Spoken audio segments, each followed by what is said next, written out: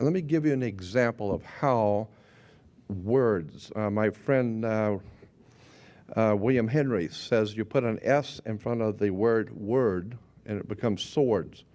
The words are swords. They are cutting things. Humans are word responsive creatures. We respond to people's words. When you begin to see how words are used, let me give you an example of the magic. Why do you have to go to court? You go to court because you play basketball on a court. You play tennis on a court. How do you play tennis on a court? You play with a racket. Why? Because the people that develop it know it's a racket. That's where we get the term. Consequently, you need to understand that the words which are used by government and by education and by the systems under which we live are not by chance. In a court, the whole idea in a court is to put the ball back in the other guy's court. So this team of attorneys, they stand up and throw the ball back at the other team. Now the ball's in their court. They have to get up and throw the ball back into that court. The judge wears a black robe. Why does a judge wear a black robe? Well, the same reason Catholic priests wear black robes. Rabbis wear black robes. The judges wear black robes. You wear a black robe. For many years, young people graduating from university and college wear a black robe. What's this stuff with a black robe?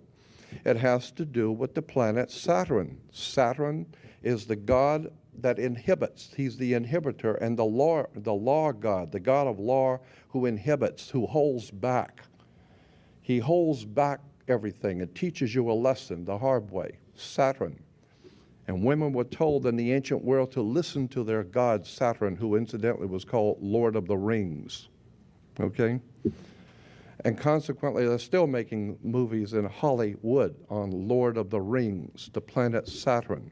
Women were told to listen to their god, the Lord of the Rings, so they were wearing an ear ring. Men were to get married before Saturn, their god, so they would wear a wedding ring. Consequently, the king would be crowned before Saturn. Saturn would be the round crown or the corona, the ring.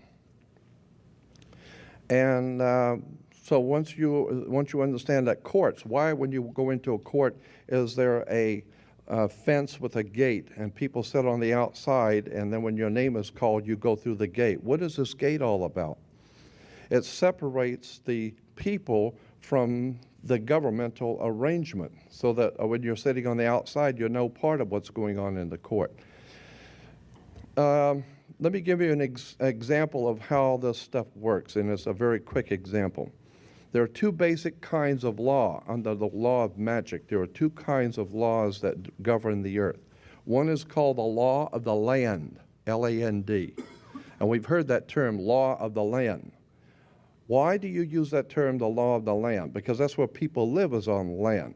But there's an opposing law which is far more important, far, far more powerful. It is called the law of water.